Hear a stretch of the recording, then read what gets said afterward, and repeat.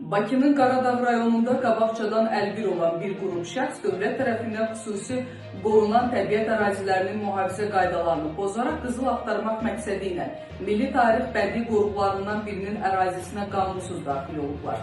Daxili İşlər Nazirliyinin mətbuat xidmətindən xəbərlər verilən xəbərə görə, onlar qoruqdakı mədəni sərvət hesab olunan qayaların dibində qazıntı işləri apararaq xüsusi maddi dəyəri olan əşyalar talamağa cəhd göstərib və nəticədə mədəni sərvətlərin yararsız hala salınmasına səbəb olublar.